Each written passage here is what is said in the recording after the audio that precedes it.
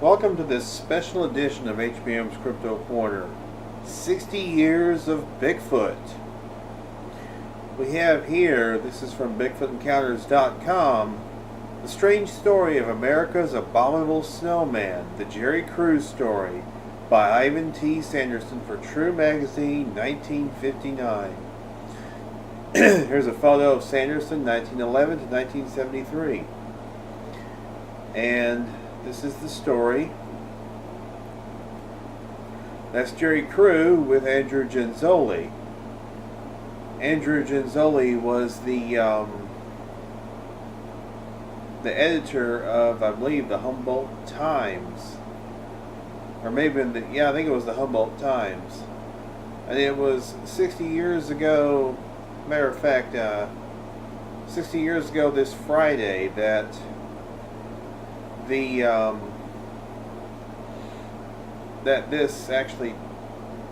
news actually went.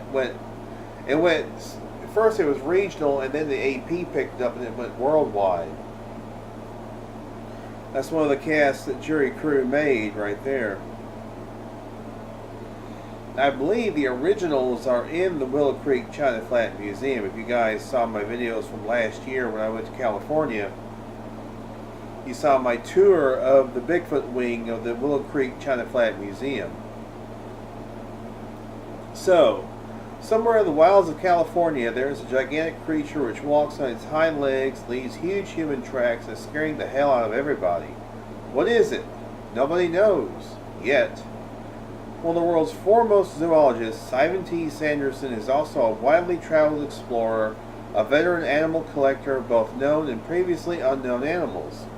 He is a highly respected research scientist. His previous writings include close to a dozen books, the most famous being the classic Living Mammals of the World, and several articles for this magazine. Now, the magazine in question is True Magazine, as I mentioned. This was from December 1959. In the photo, Andrew Genzoli discusses track imprint with Jerry Crew, October 5th, 1958. Track was found alongside Crew's Caterpillar tractor when he arrived for work on the road construction near Bluff Creek, California. Crew also maintained an equipment storage area near the Louse Camp Bridge. California is a huge state and an immensely varied one. It is nearly 800 miles long, and it contains everything from barren deserts to lush tropical jungles. It is full of oddities and enigmas, ranging from almost active volcanoes to places where commercially minded proprietors assure travelers that something has gone wrong with good old reliable gravity itself. California is always good for a story, and the rest of the nation is always willing to indulge in a big laugh at its expense. But there's one story that nobody is laughing at anymore. And it may turn into the biggest thing to come out of that fabulous state since they found something yellow at John Sutter's mill. On August 27, 1958, a tractor driver named Gerald Crew drove out to his job, which at that time was working with the crew pushing a new lumber access road into the uninhabited and only loosely surveyed territory near the borders of Humboldt and Del Norte counties in northwest California. Jerry Crew is a native of Salyer Township in Humboldt County. He is an active member of the Baptist Church, a teetotaler, and I have talked to enough people up there to state flatly that his reputation for honesty, level-headedness, and just plain common sense is an excellent one. The area where this road is being built is, surprisingly enough, an almost trackless wilderness. It is bordered by the Pacific Ocean on the west and Oregon on the north. Highway 299 runs along its southern border, and it stretches some 130 miles inland to Highway 99. It is crossed by one winding blacktop road and some lesser roads, plus an assortment of logging trails and jeep roads, which are used very rarely. While California is thought of as a heavily populated state, this particular section, encompassing some 100,000 square miles, has no known inhabitants at all.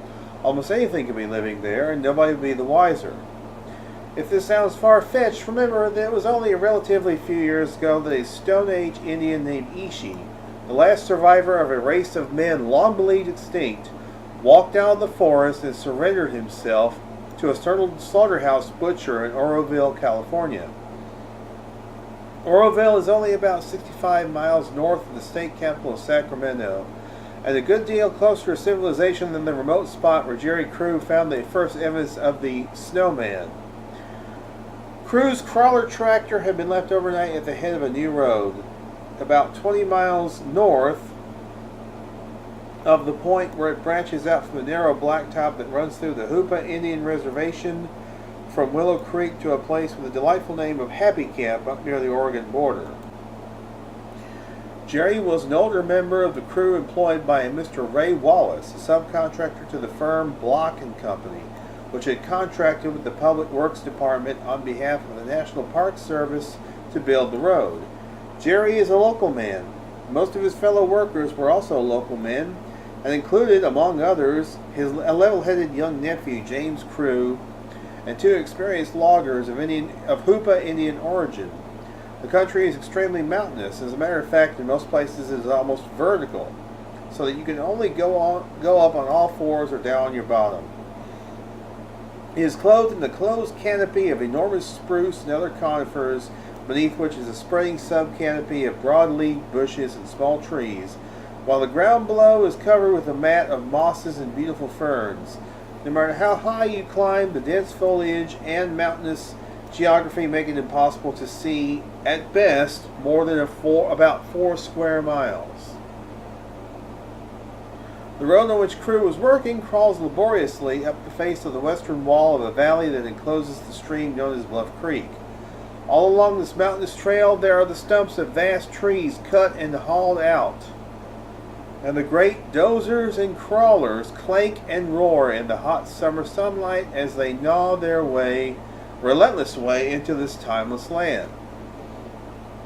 Those employed on this work live during the week in camps near the roadhead. Some have their families with them and stay there all week.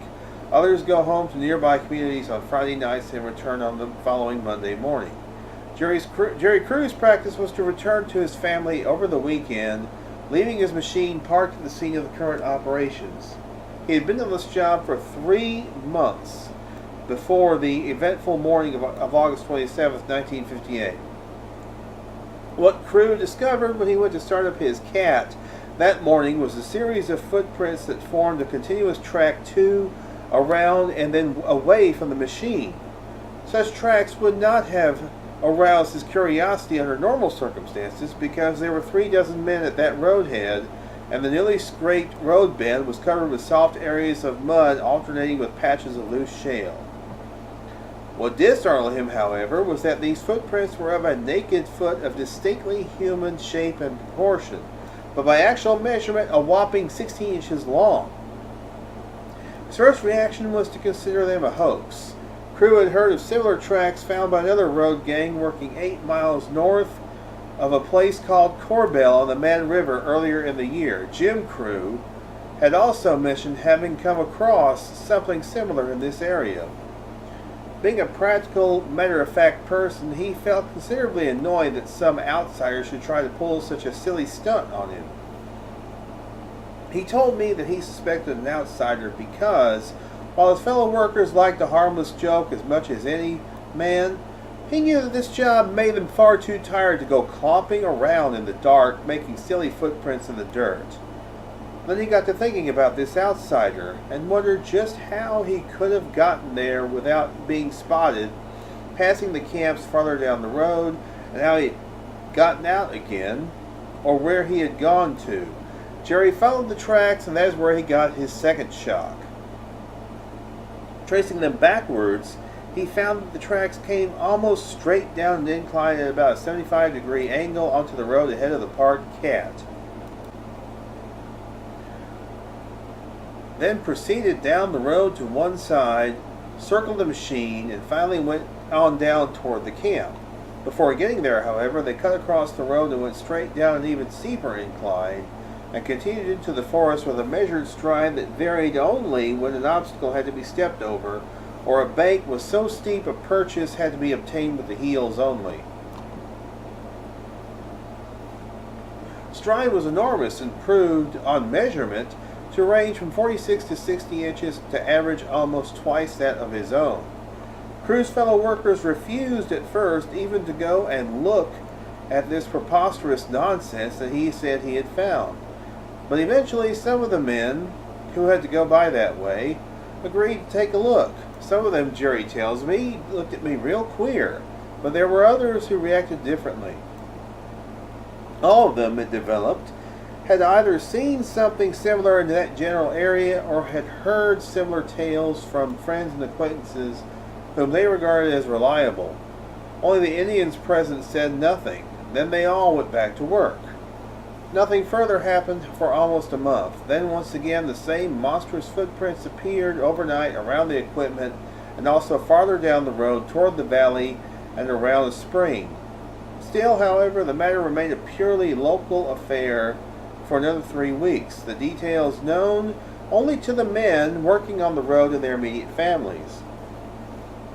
Then in the middle of September, a Mrs. Jessie Bemis, wife of one of the most prominent and outspoken skeptics among the road crew, wrote a letter to the leading local newspaper, the Humboldt Times of Eureka, which said, in part, "A rumor started among the men about the existence of a wild man.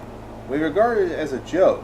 It was only yesterday that my husband became convinced that the existence of such a person is a fact. Have you heard of this wild man?" The editor of the paper, Andrew Genzoli, says that at first he regarded this letter with a thoroughly jaundiced eye, but the longer he saw it lying about his desk, the more it intrigued him, and finally he decided to publish it. He expected a storm of derision. Instead, a trickle of confirmatory correspondence began to come in from the Willow Creek area. Then on the 2nd of October, Bigfoot, as the creature was now being called, appeared again on his apparently rather cyclic route, leaving tracks for 3 nights in succession and then vanishing for about 5 days. This time, Jerry Crew was prepared with a supply of plaster of Paris, and he made a series of casts of both right and left feet. 2 days later, he took time off to drive to Eureka on personal business, and he carried the casts along with him to show a friend. While he was there, somebody told editor Genzoli about him. When Genzoli met Jerry Crew and saw his trophies, he realized he had some real live news on his hands. He ran a front pager on it with photographs the next day. Then the balloon went up. The wire services picked it up, and almost every paper in the country printed it, while inquiry flooded in from abroad. The first I heard of the affair was a cable from a zoologist in Paris, who sounded slightly hysterical. I have done a good bit of writing on this general subject, and so I get a lot of esoteric cables about all sorts of things like sea monsters, abominable snowmen, two-headed calves, reincarnated Indian girls, and so forth. The majority of which I am inclined to look into because the world is, after all, a large place and we don't know much about a good deal of it. I rather naturally assume the location is given, California, must have been a complete error or a misquote. It is all very well to have abominable creatures pounding over snow-covered passes in Nepal and Tibet. After all, giant pandas and yaks, an antelope with a nose like Jimmy Durante, and other unlikely things have come from thereabouts. And it is even conceivable that there might be little hairy men in the vast forests of Mozambique, in view of the almost equally unlikely but more or less hairless pygmies of the eastern Congo that are there for all tourists to see. But a wild man with a 16-inch foot and 50-inch stride tromping around California is a little too much to ask even Californians to accept. Of course, there have been similar reports of a like creature called Sasquatch from all over British Columbia for a century, but then Canadians are still sort of foreigners, and also there are far too many Indian legends mixed up in their stories. The amazing thing in this California case was that the world press actually took it seriously enough to carry it as a news item. Not so for the rest of humanity. One and all, apart from a few ardent mystics and professional crackpots, rose up in one concerted howl of outrage. Everybody connected with the business, and notably editor Genzoli, was immediately smothered in a storm of brickbats. In the meantime, however, a number of other things had happened. Most notable among these was the reappearance of Bigfoot the night before the contractor, Ray Wallace, returned from a business trip. Wallace had heard rumors that either his men were pulling some kind of stunt up in the hills, or somebody was pulling one on them. And he was apprehensive, he told me, because skilled and reliable workers were not plentiful, and under their best conditions, the remote location was not conducive to the staying power of anyone. He suspected that someone might be deliberately trying to disrupt his operation, and he was determined to solve the mystery. Now, it so happened that Ray's brother Wilbur Wallace was also working on this job, and he, in addition to seeing the tracks many times, had witnessed 3 other startling occurrences. These he described in detail to his brother. First, it was reported to him by his men that a nearly full 55-gallon drum of diesel fuel, which had been left standing beside the road, was missing, and that Bigfoot tracks led down the road from a steep bank to the place where it had stood, then crossed the road, continued on down the hill, and finally went over the lower bank and away into the bush. Wilbur Wallace found the tracks exactly as the men had stated, and he also found the oil drum at the bottom of a steep bank about 175 feet from the road. It had rolled down this bank after having been thrown from the top. What is more, it had been lifted from its original resting place and apparently carried to this point, for there were no marks in the soft mud indicating that it had either been rolled or dragged. Second, a length of 18 inches galvanized steel culvert disappeared from a dump overnight and was found at the bottom of another bank some distance away. Third, a tire for a carry-all earth mover, weighing over 250 pounds, had likewise in part been carried, and in part rolled a quarter of a mile down the road and hurled into a deep ravine. Even after hearing these things from his own brother, Ray Wallace remained skeptical. However, on his first on the job, he stopped for a drink at a spring on the way down the hill and himself stepped right into a mass of Mr. Bigfoot's tracks in the soft mud around the outflow. Ray Wallace is a hard-boiled and pragmatic man. He was already experiencing trouble keeping his men on the job. Hand-picked as they were, quite a few had simply packed up and left. Wallace was convinced now that somebody was trying to disrupt his work, and this made him furious. In fact, he got so angry he brought in a man named Ray Kerr, who had read of the matter in the press and who had asked for a job on the road in order to be able to spend his spare time trying to track the culprit. Kerr brought with him a friend by the name of Bob Breezel, who had hunted professionally in Mexico and who owned 4 good dogs and a British-made gun of enormous caliber, which considerably impressed the local people. Kerr, an experienced equipment operator, did a full daily job. Breezel did not take a job but only hunted. Tracks were soon picked up and followed by them. Then one night in late October they saw it. They were driving down the new road after dark and came upon what seemed to be a gigantic humanoid or human-shaped creature covered all over with 6-inch brown fur squatting by the road. They say it sprang up in their headlights, crossed the road in 2 strides, and vanished into the undergrowth. They went after it with a flashlight, but the brush was too thick to see anything. They measured the road and found it to be exactly 20 feet wide from the place where the creature had been squatting to the little ditch where it had landed after those 2 strides. Spurred by this encounter, they redoubled their hunting forays, but their dogs disappeared a few days later when they were following Bigfoot's tracks some distance from the roadhead. Dogs were never seen again, though a story was told that their skins and bones were found spattered about some trees. All this was, of course, taken with hoots of derision by everybody, including those in Willow Creek who had not seen the tracks. There was one notable exception, Andrew Genzoli of the Humboldt Times. He, accompanied by his senior staff photographer Neil Holbert, visited Bluff Creek personally, found some fresh tracks, and photographed them. He also found something else, and following the tracks down the road, they came across a pile of feces of typically human form, but, as they put it, of absolutely monumental proportions. They contemplated going to fetch a shovel and some container and taking this back to Eureka for analysis, but it was a very hot night and there was a 5-hour drive over a dangerous road ahead of them. And while they did not say so, it would not be surprising if they were a little shaken by the night's events. Later, however, Ray Wallace also stumbled upon a similar enormous mass of human-shaped droppings. He shoveled them into a gallon can and found they occupied exactly the same volume as a single evacuation from a 1,200-pound horse. Further foot tracks and other incidents were continually being reported. Later last spring, two flyers, a husband and wife in a private plane, were flying over the Bluff Creek area. It was April and there was still snow on the mountaintops, some of which are bare of trees. It is alleged that they spotted great tracks in the snow and that, on following these up, they sighted the creature that had made them. It was enormous, humanoid, and covered with brown fur.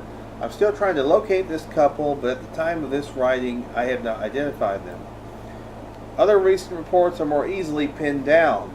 Among these are alleged statements by two doctors of having met a Bigfoot on Route 299 early in 1958. And a lady of great integrity who, with her daughters, saw two, one smaller by far than the other, feeding on a hillside above the Hoopa Valley. This lady, who did not wish her name to be used, also told my partner that when she was a young girl, people used to see these creatures from time to time when they went fishing up certain creeks leading into the Hoopa Valley, and that she once saw one swimming across Bluff Creek when it was in flood. She also states that people did not go above certain points in these valleys because of the presence of the creatures. More pertinent, however, were a positive flood of further alleged discoveries of similar foot tracks by all manner of local citizenry over a wide area and extending back for many years. These all came to light as soon as the local press began to take this matter seriously. A Humboldt Times reporter named Benny Allen did some talking to the Hoopa and Yurok Indians about these matters and added more to the growing picture. One middle-aged Hoopa man merely reacted, "Good Lord, have the white men finally got around to that?" More information came from a Mr. Oscar Mack, an older gentleman of the Yurok clan of the Klamaths. The Bigfoot, he told Mrs. Allen and one of my partners, were run out of this country by the miners in the 1848-1849 gold rush. Before that, there were quite a number of them. It is further reported, and this by an engineer now residing near Eureka, that in the 1890s on the Chetco River in what is now extreme southwestern Oregon, a pair of Bigfoot once infested a mining camp, stole and wrecked equipment. 3 men were later found mutilated and virtually pulverized near the camp, but in open ground where they could not have fallen or been fallen upon by anything other than an animal. There is a strange rider to this story, namely that the local Indians said that active volcanoes had broken out in the area to which the Big Feet fled in the not-too-distant past, and that all the game had been killed, but that the Big Feet had survived. Similar stories are numerous. I have transcripts of 24, many from old newspapers.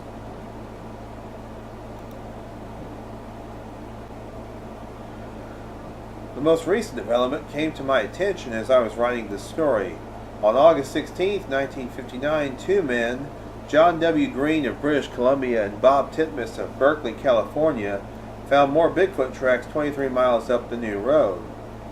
They also found a great number of long dark hairs, ranging from 1 to 10 inches in length, stuck on the trunks of fir trees at a height up to 6 feet 4 inches above the ground, plus many piles of droppings which contained small bones, fur, and the residue of various vegetation. So what are we to make of all this? Obviously there is something very strange going on around Bluff Creek in Humboldt County. There seems to have been something very similar going on, for a century at least, in this general area.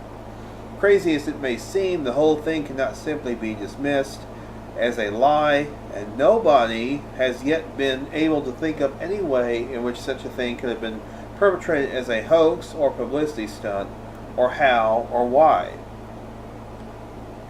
Not even a machine, and certainly nobody on stilts, could have navigated the inclines the wearer of these feet negotiated. Besides, it altered its stride, dug its toes 6 inches deep into steep banks going up, and thumped its round heel equally far into them coming down. Something left enormous piles of dung, quite unlike those of any bear thereabouts, and something seems to have toted 50-gallon steel drums full of fluid, iron culverts, and truck tires for considerable distances. Something in that area makes a high-pitched whistling. I have had this noise imitated for me by 3 different people who have heard it in the forest. It is always the same, but I cannot describe it. Forgetting the past and all those who said that they have seen the perpetrators, let us examine the possible explanations for these foot tracks. They were seen and existed. Of that, there cannot be the slightest shadow of doubt. The first-hand witnesses are too many, too varied in background, and too honest for anybody short of a complete idiot to any longer suggest questioning their statements. There are many very good reasons for stating that the tracks could not be made by a normal man nor by a machine. Therefore, there are only 3 alternatives. They must have been made either by an abnormal man, an animal, or a creature somewhere between the two. For the abnormal man theory, there is something to be said, though I would like to stress that a story published in the local press to the effect that a 7-foot youngster ran away from a CCC camp at Salyer in 1933 is not true. I have interviewed the now retired head of that camp, who states that there never was such a boy, but that a tall lad was lost for 4 days in the forest but was finally found. There is, however, a factually confirmed story from Idaho, stated in 1868, of a 6'8" Indian Negro white man with a chest measurement of 59 inches named Star Wilkerson, who was shot for a number of murders by one John Wheeler acting on behalf of the community. His feet measured 17.5 inches and he was almost completely wild. The casts of Jerry Crew of the Bluff Creek Bigfoot measure 16 inches and are completely human, except that the toes are relatively small, are somewhat rounder, and are arranged more squarely to the long axis of the feet than in the average human being. Thus, it is possible that there could be some runaway human individual of large but not excessive stature and of considerable bulk and height. For engineers affirm that the prints he left indicate a weight of at least 750 pounds, residing in the large uninhabited area of northwest California. But there's nothing in the records to indicate who such a person might be or where he came from, and the records have been most carefully searched, and there is nothing everybody, the press, the public at large, the few scientists who have deigned to read the accounts, and especially the local inhabitants, would like more than to find out there is such a runaway human being. The suggestion that these tracks were made by an animal need hardly be discussed.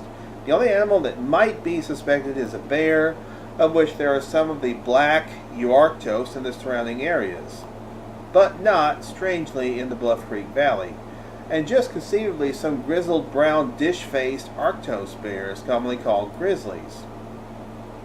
The latter is most unlikely. Further, no animal has a human foot. The third and last alternative is a humanoid, an intermediate creature between man and what we call an animal. The existence of any such creature today is, of course, almost unthinkable.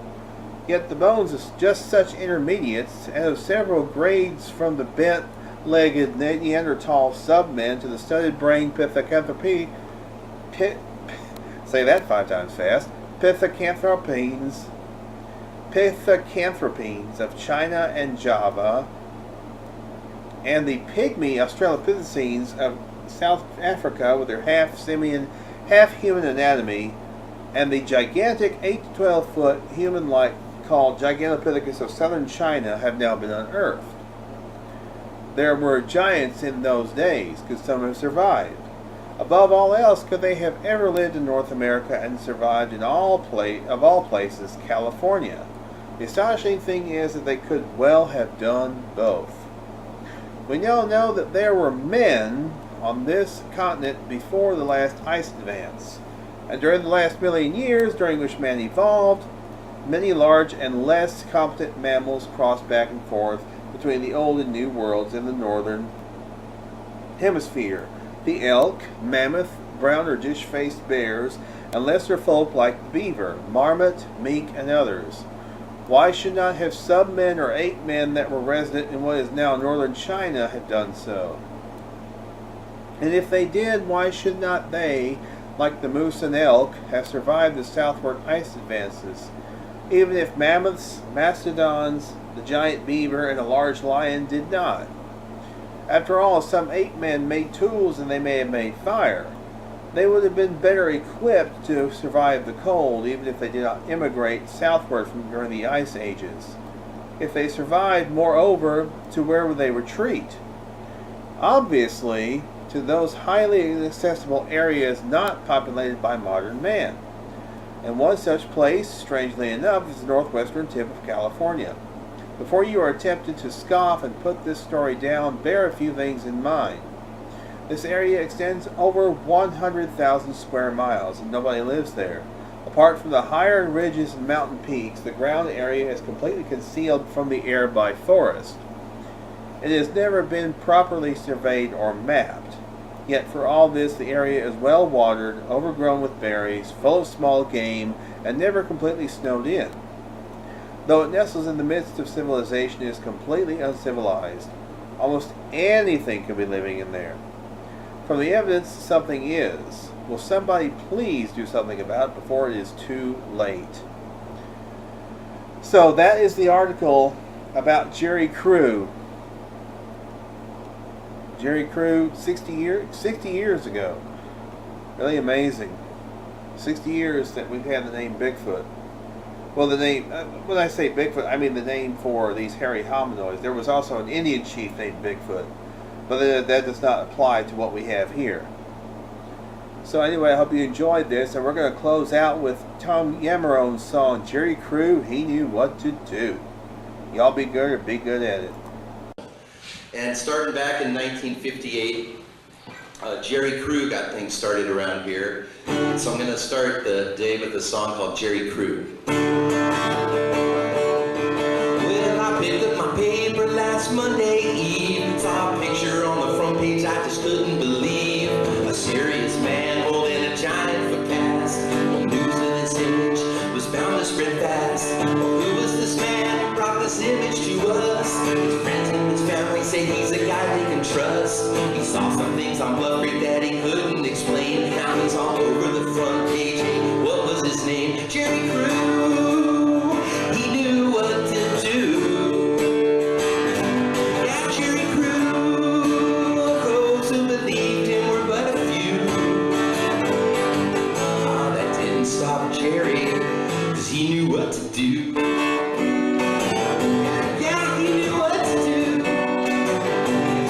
While he would show up for work and find his tracks near his cat. Well, people sometimes pranked him, but this wasn't that. But these were much deeper and they roamed far and wide. He couldn't match the depth or the 60-inch stride. Well, he told us from Bob about these strange prints. Bob showed him how to mix plaster to capture the evidence. Bring out a cast, and then we can see what kind of creature you got there and solve this mystery. Jerry Crew, he knew what to do. Yeah, Jerry Crew, all those who believed him were but a few. Ah, that didn't stop Jerry, 'cause he knew what to do. Yeah, he knew what to do. Well, that's how he happened to be in Eureka that day, showing his cast to his friends. When one he did say, let's go Trogan's old, you put it next to his boot. He says, that's the new Sasquatch, we'll call it Bigfoot. It wasn't the first that we heard of this lore. There was new stories about it that had been written before. Jerry's picture went worldwide and his story was told. There was a big hairy man in the woods of Humboldt. Jerry Crew, he knew what to do. Oh, Jerry Crew, those who believed him were but a few. Ah, that didn't stop Jerry, 'cause he knew what to do. Yeah, he knew what to do. Ray Wallace said he did it, but he's a no liar.